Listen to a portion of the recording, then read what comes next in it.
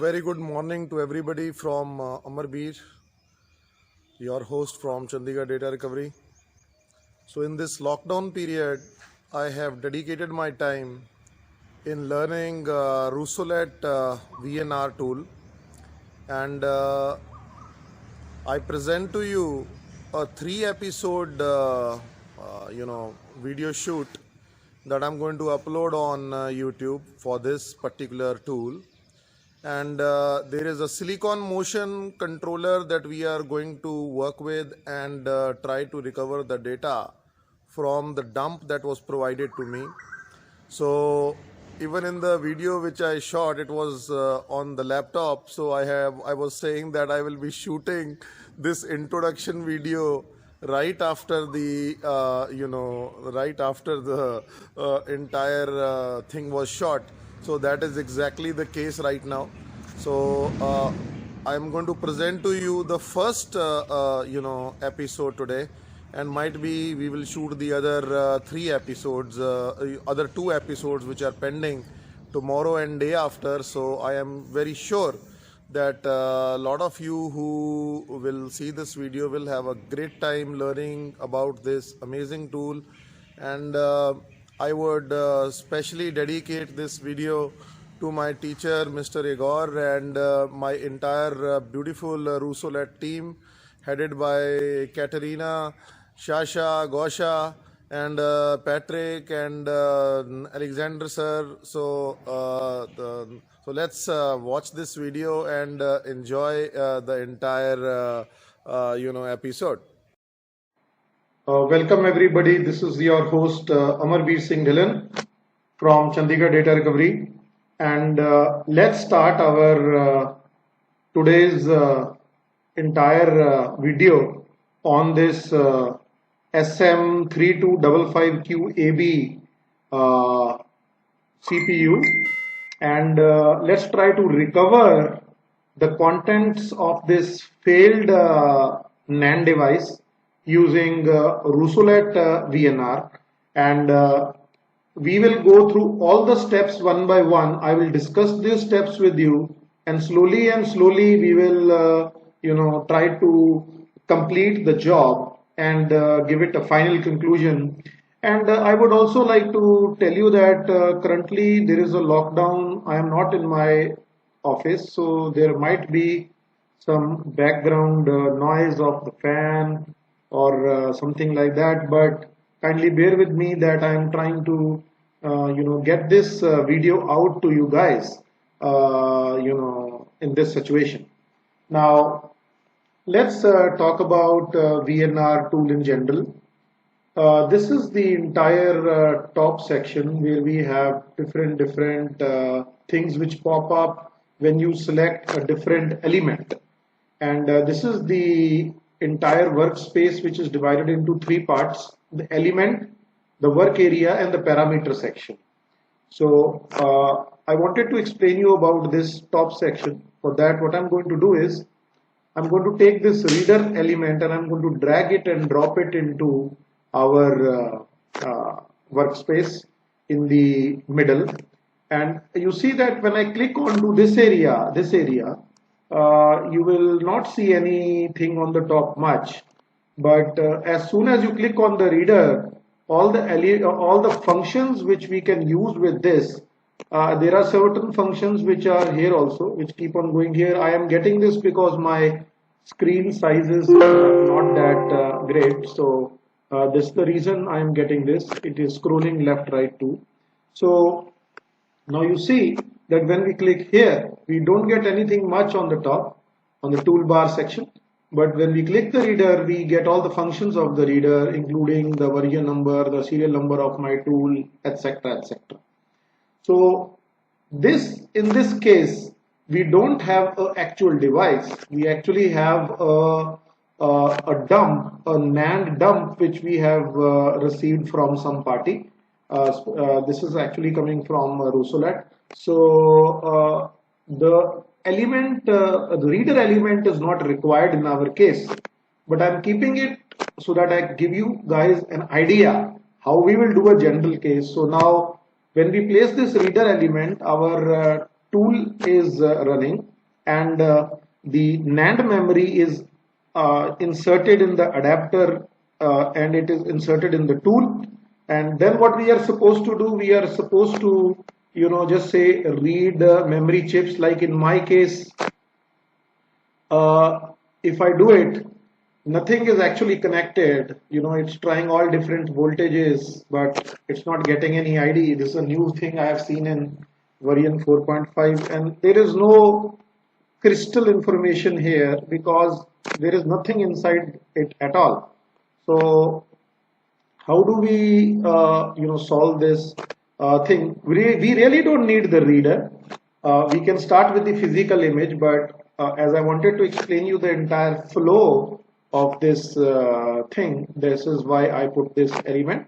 Now let's label this element, and I say not in use. All right, so this element is not in use, so there is no automatic structure required here. And then we will click on this physical image and we will drag it here. And there is no need to connect these two lines also, because our work starts from the physical image. But just for the hell of it, we might just connect it to the reader element if we want to. But in this case, let's just leave it. So over here, let's go into our parameter section and change the element name into dump from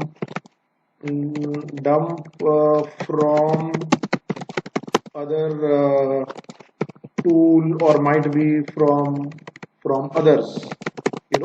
Like this, we are going to have a NAND dump which we have received from the other party. Now you again see, if I click here, everything vanishes. When I click on physical image, everything comes over here. Now secondly, we don't have to put any length over here. We just have to select our file. And in our case, this is that dump file. When we just select that, the length in bytes will come here. It's in decimals right now. And we can add the chip number, like every product that we have in our hand, like a pen drive, an SD card, or a CF card, etc., that might have the chip labeled like U1, U2, like. So we just we don't know what it is, so we just called it not applicable in our case. And this information is more or less done. All right. So now let's go and click on to this physical image element to see our hex view, which is all FFFFFF, and little bit information is there. Or we can remove the hex view and see it in bitmap, and we actually see nothing other than some things in this side. When I scroll, you will be able to see that. So why are we not seeing all this stuff? Actually, we are not seeing all this stuff because no structure is defined in our case. We need to define some structure, like at least the page size of our NAND dump. And this page size can be acquired from the reader element when we actually read the chip, or when we receive the NAND from somebody and he has used the NAND reader. In that case, we will definitely get this, we will get the page and the block size from that guy. Anyway, so let's go into structure, and we see that none of these things are defined in our case. So in this particular case that we see, the page size was 8576. So let's delete all the unnecessary things inside our structure. And let's go to page and let's edit the structure of the page, and let's put the page size as 8576. As soon as we do that, you will see that the page size is now there. So one thing I have noticed in Rusolut, might be the developers can take note of it, is that as soon as we do this and we are doing a live bitmap view, nothing changes, I have to quit this, then I have to go into the element again, double click it, and then now you see I'm able to get different bit view structure now, which was not the case earlier. It should have done automatically, but it doesn't do it. So might be if the developers can work on this in the new upcoming release, it will be a bonus. Otherwise, there is not a big deal to sort this out. Now, let's decrease the pixel size like this is, we can increase the bit view, and here we can decrease the bit view. So now if we go to one side of the bit view and we keep going, scrolling on the right, we see that there is nothing inside which we can actually see. But in the end, we see a record over here, which is nothing but the surface area, the SA area of this controller. So in this silicon motion controller, the SA is right at the back. So let's go into something which we can correlate to easily, and then try to take out the page size. So let's see if we can do this. Due to this being a laptop, I have quite a lot of issues with this, but this is fine. Now you see that the SA structure has the SA bit map view over here is totally shifted. I can clearly see that from this location to this location is one block size. Sorry if I said pages earlier. I am not actually trying to view a page. I'm trying to view a block right now. So from this area of the mouse till this area of the mouse, we have one block which contains 8,576 pages. So what is this block size? The block size is, let's keep the mouse to this location, and let's tag this location, and see if we can figure that out in our software. So according to me, it's just 1 minute. This is exactly what it is. Yes, it's around 384 size over here. So if we take a calculator and we see that if we go back into our structure over here, we see that the page size was 8576. So let's go into the calculator again, and 8576 is our page size, and over here we had taken out 384 in our bit view, 384 over here, which we can see if we close this. It's marked over here like this. So what I'm going to do in this thing is I'm going to multiply that by 384, which will give us our total block details, which is this value. So Control C is going to copy it, and then we go into our structure view, and let's edit the block over here and give it the right number.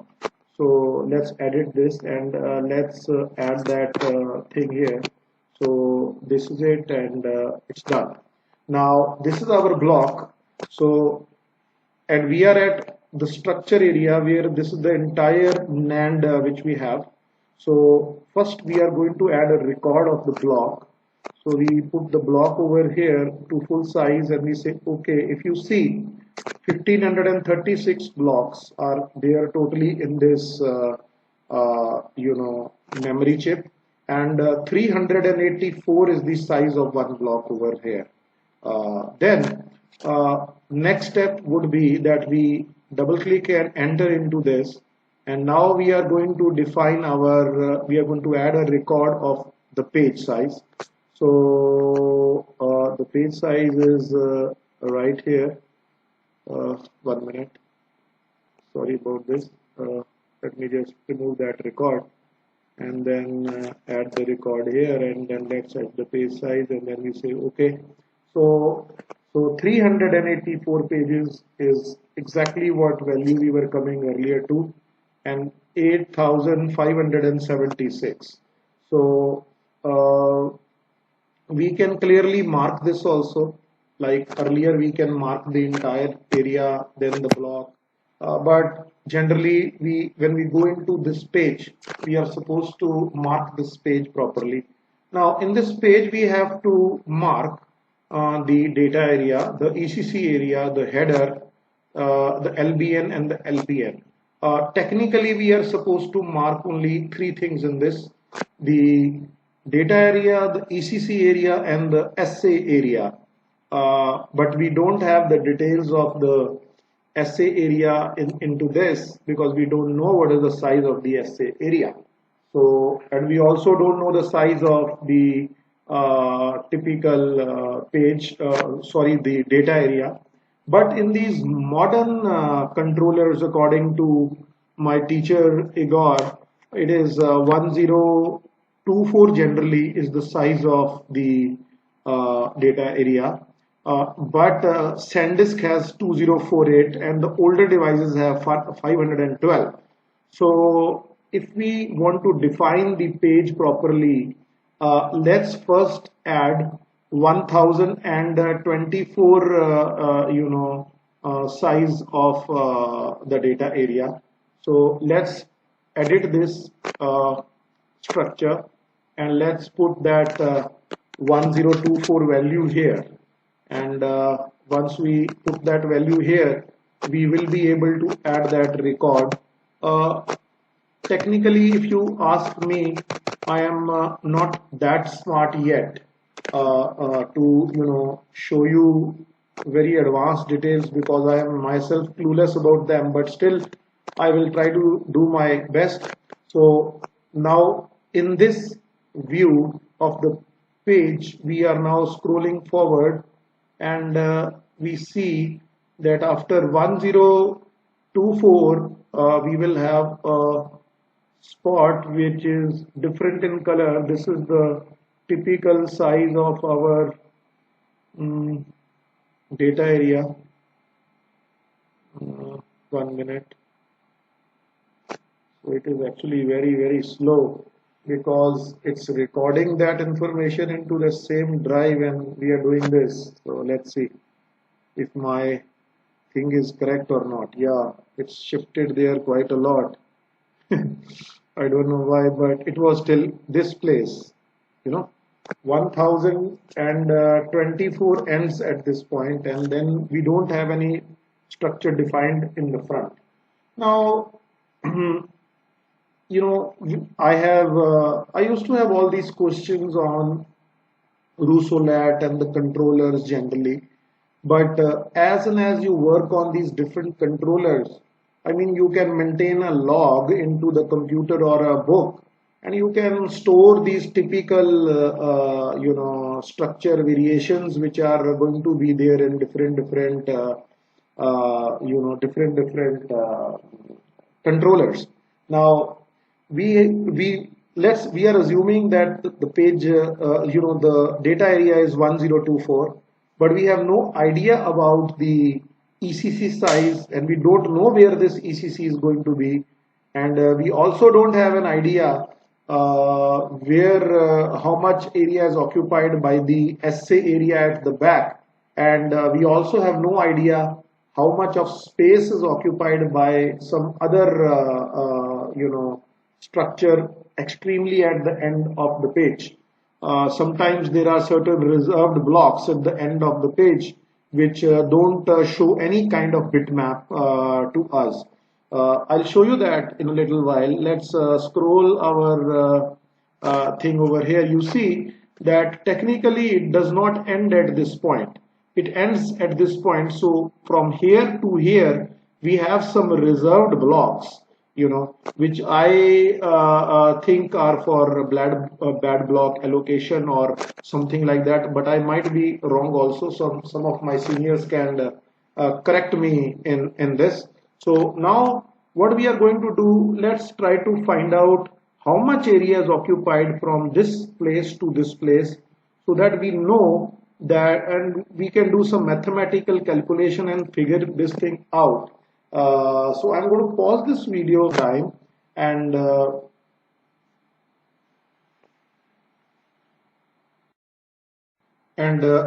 now let's try and see how much is the size of this assay area at this stage.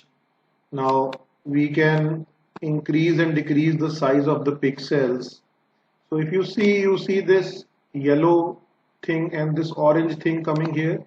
It is even there in this side.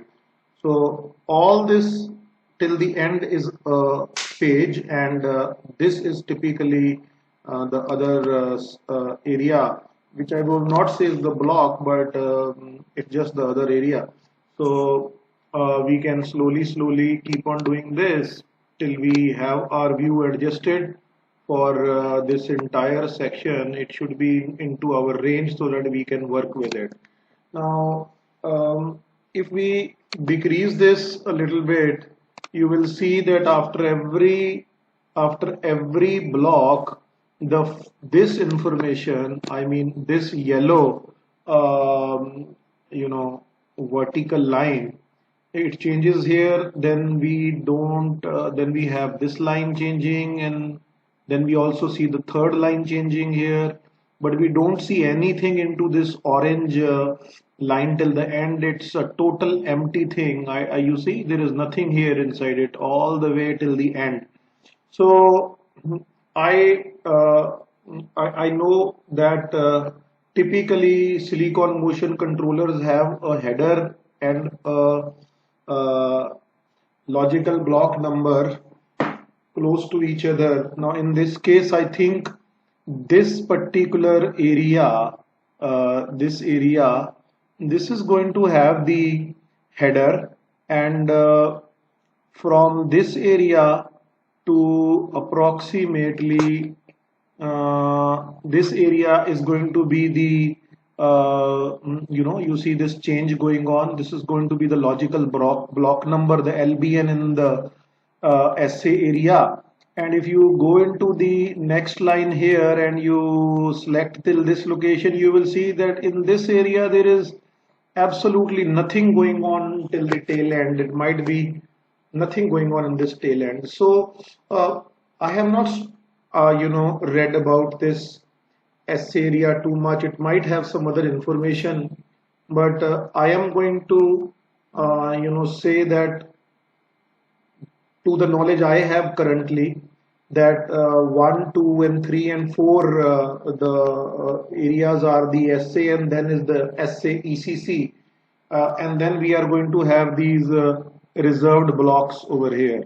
Now if you first calculate the reserved blocks, let's try and see how much area is not occupied by anything, to see what is the size of that.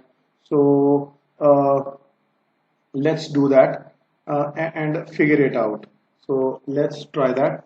So this orange vertical section is also occupied. So we will start our measurement from here, and we will take the measurement till here, and I will adjust it to the end point here, and I will also fine tune my selection here. So it is around 102. So 102 is what I see right now.